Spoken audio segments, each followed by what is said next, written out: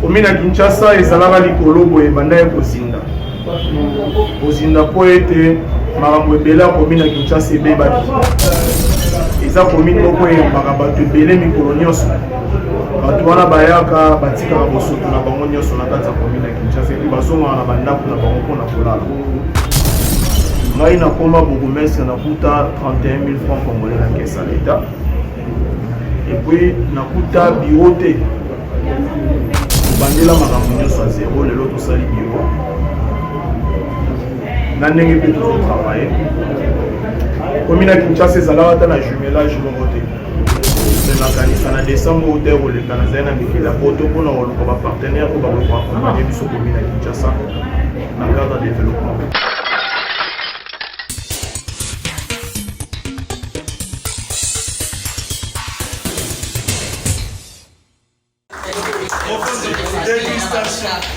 Le modèle de la population. Donc, le monde entier célèbre chaque année le 11 juillet la journée mondiale de la population. Donc, on a quand même la tina, autant qu'il faut la pauvreté. Dans la discussion, ça on a qui on a tout ça les ONG. Objectif principal, Nayango, n'est lutter contre la pauvreté en apportant son appui dans tous les domaines. Parce que vous avez remarqué, RDC, ils ont un problème beaucoup. Tous les domaines, RDC, ils ont un problème. Depuis 1960, ça, on a dit une déclaration, même par rapport au ministère, ça va que le pays connaît un problème sérieux dans tous les domaines.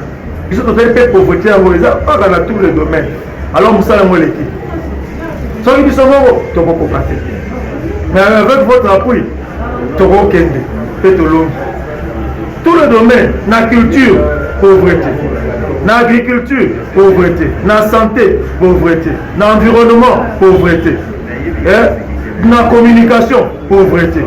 Bon, quel est le domaine où nous sommes voyés, pauvreté, ça va. Et puis, programme aux Nations Unies, ça va chaque année. Vous voyez, Bakambo, programme de développement humain durable des Nations Unies. Donc, il m'a dernier pays ou bien avant-dernier pays. Je crois que les Congolais utilisent 0,80 $ par jour. Donc, vraiment, tous allez, dernier ou avant-dernier. Bon, tout le monde a pauvreté économique. La pauvreté économique, tu dis, ma fille mère n'a dit ça, je suis basé pour l'année. Pas dans ça, ça on l'a dit bien. Aux Zanga, à qui a cédé, il y a un dame aussi qui au Bengani, ou bien au ticket, un dame que nous avons considéré. Alors, tout essentiel, ma fille mère, tout est dans la bangote, tout est dans la formation, nous avons manqué, il y a comment côté là, pour se prendre en charge. Et puis, tu sais, que moi, on a un bino moko, on a fait la classe dans la vie. Dès qu'on a un projet d'accompagnement socio-économico-éducatif. Dès qu'on a un réseau les Azawana, ce que si, malheureusement, ce qu'on a l'impression. Mesdames et messieurs les notables, Madame la présidente représentante de la DGI commune de Kinshasa, Mesdames et messieurs les partenaires intervenant dans la sécurité alimentaire, Mesdames et messieurs les représentants des ONG, Messieurs les cadres de l'IMTS, l'institut qui forme les assistants sociaux. Mesdames, messieurs, mesdemoiselles et messieurs, distingués invités, tout protocole observé. Je remercie l'ONG Vision humanitaire de lutte contre la pauvreté, VLP en sigle, pour avoir associé notre institution de proximité à la mise en œuvre de son projet pilote 1, sécurité alimentaire. Pour appuyer les activités d'accompagnement. Cette collaboration se traduit par l'identification sélection et contact de ces filles mères. Ensemble, nous encourageons cette ONG et je vous remercie.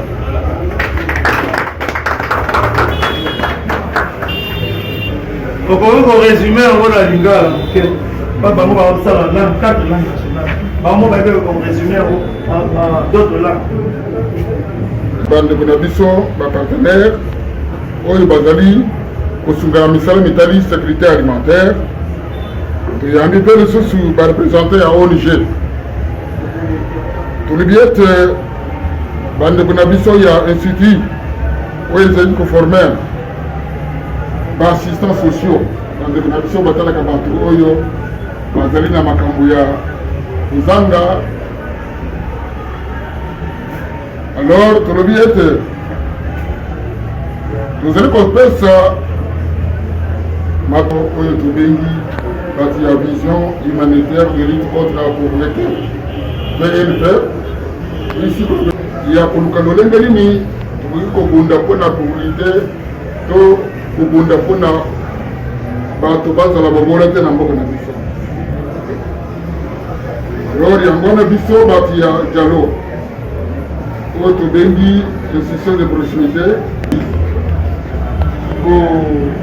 Yamba ndeko na biso mpe koaccompagnere bango na likambo etali lutte contre la pauvreté esuki na makambo wana tosengi lobi ete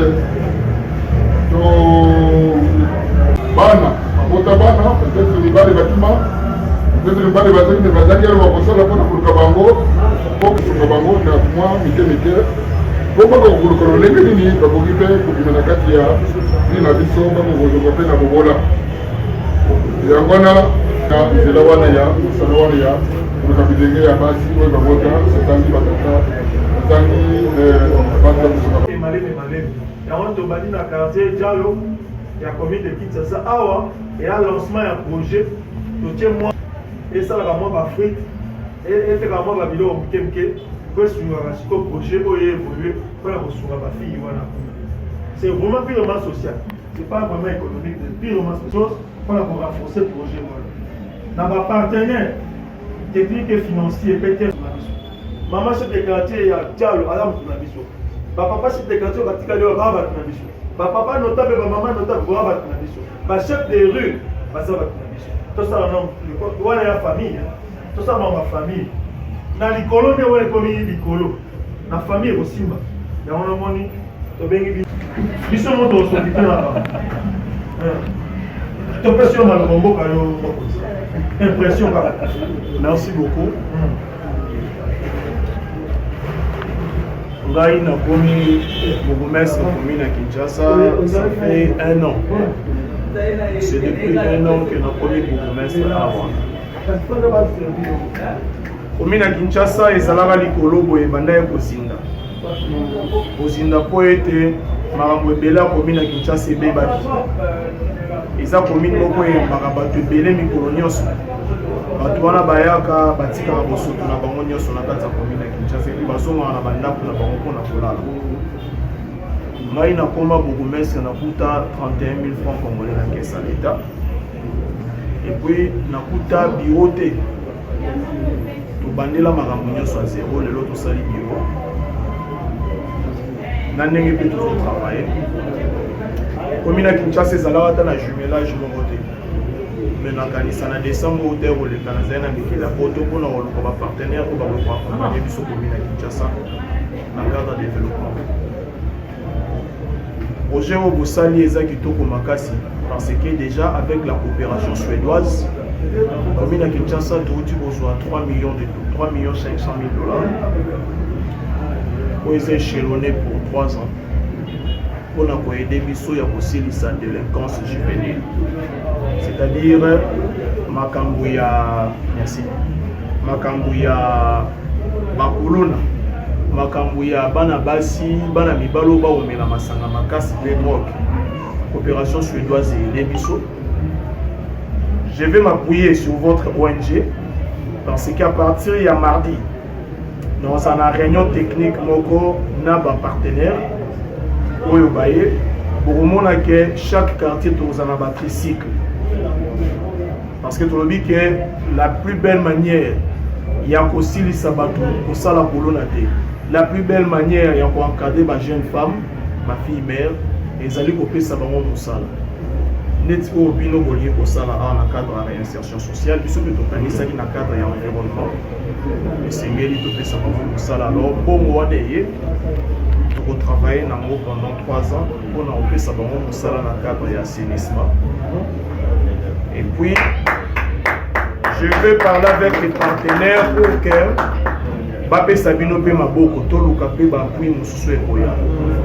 Bon ça la biso confiance aux jeunes pour appuyer en tout cas commune à Kinshasa et que de liboso. Vision nanga ezate que commune à Kinshasa izalaka commune moya ba wenze non.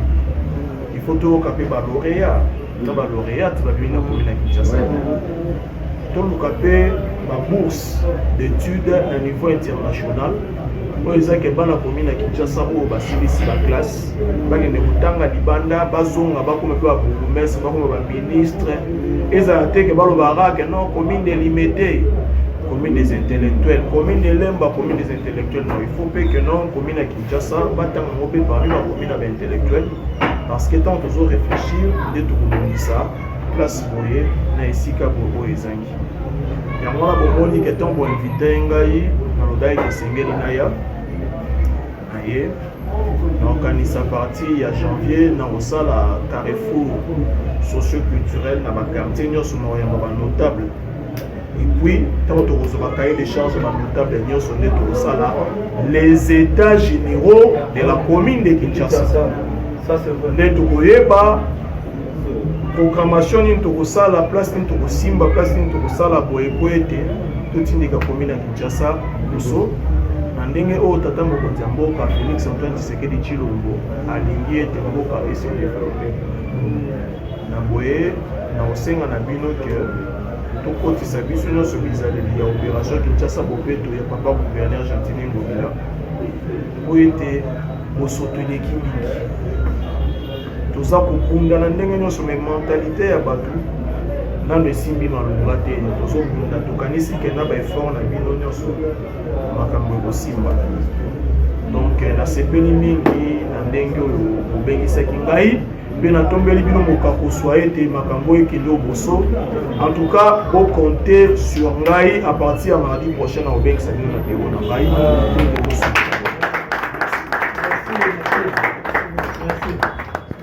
Papa beaucoup, merci beaucoup. Excellent. Une photo de famille avec les montagnes. Bon. Oui. Seul besoin de mettre tout interview. Synthétisant en français, moi, il y a la langue nationale, en français, moi, bref. Social. Vous êtes sans ignorer que notre commune est porteuse du nord de la ville. C'est-à-dire que c'est une commune qui se veut être pilote. Depuis mon avènement à la tête de cette commune, ça fait 1 an, je n'ai trouvé que 31 000 francs dans la caisse. Je n'avais même pas de bureau. Mais aujourd'hui, nous avons fourni des efforts énormes pour que nous puissions arriver à un niveau, quand bien même que ce que nous avons fait, le travail, est dénombré dans les 10% de ce que nous devons faire. Je compte sous l'appui de tous les notables. L'an dernier, j'étais en mission en Europe, c'était dans le cadre de chercher les jumelages. Parce que j'avais trouvé que la commune de Kinshasa n'avait aucun jumelage avec le monde extérieur. Je suis allé pour ouvrir la commune au monde extérieur et j'ai eu des financements. Il y a la coopération suédoise qui a disponibilisé 3 500 000 $ pour l'encadrement des jeunes dans la lutte contre le taux élevé de l'alcoolisme et surtout du tabagisme. Et dans ce cadre, nous allons former et des jeunes femmes et des jeunes hommes. C'est la raison pour laquelle je salue l'initiative de cette ONG qui veut encadrer les filles mères. Et nous allons faire des plaidoyers en vue de faire de sorte qu'il y ait un appui conséquent pour que cette jeune fille soit à la hauteur des ententes de demain. Et nous voudrions bien que la commune de Kinshasa soit dénombrée parmi les communes guide intellectuel de la ville de Kinshasa. Il ne faut pas qu'on parle seulement d'autres communes, parce qu'aujourd'hui nous sommes au bourgmestre. Demain, il va falloir préparer la jeunesse, préparer ceux qui vont nous succéder. Alors la bonne préparation passe par l'éducation, passe par la formation. C'est la raison pour laquelle je m'étais dit que je devais venir rehausser de ma présence active à cette cérémonie inaugurale lancée pour la formation de la jeune fille de la commune de Kinshasa. Merci à tous les notables qui nous ont accompagnés à ces lieux et je souhaite donc plein succès à vous. Merci. Encore une fois.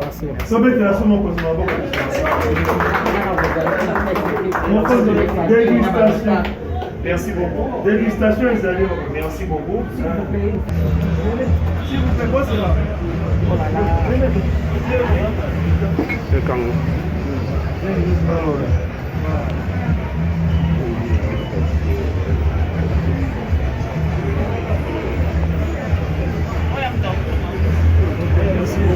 Bon, allez.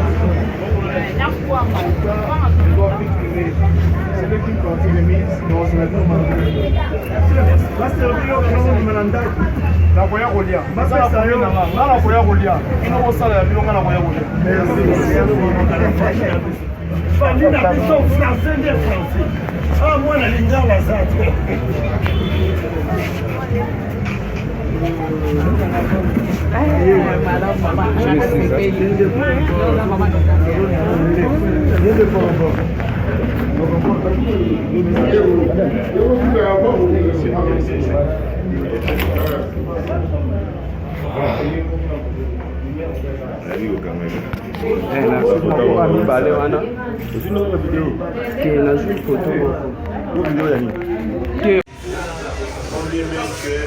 Ce que nous avons fait comme travail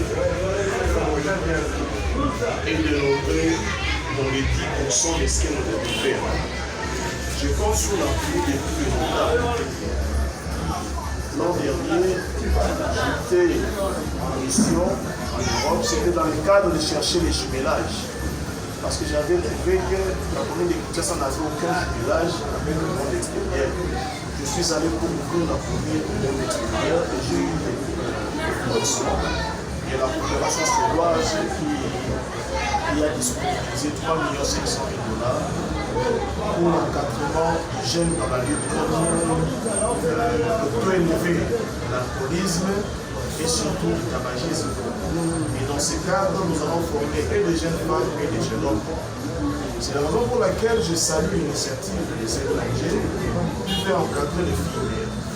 Et nous allons faire des plaidoyers en vue de faire de sorte qu'il y ait un appui conséquent pour que cette jeune fille soit à la hauteur des enfants intellectuels de la ville de Kinshasa. Il ne faut pas qu'on parle seulement d'autres communes, parce qu'aujourd'hui nous sommes au bourgmestre. Demain, il va falloir préparer la jeunesse, préparer ceux qui vont nous succéder. Alors, la bonne préparation passe par l'inaugurale lancée pour la formation de la jeune fille de la commune de Kinshasa. Merci à tous les notables qui nous ont accompagnés à ces lieux et je souhaite donc plein succès à vous. Merci.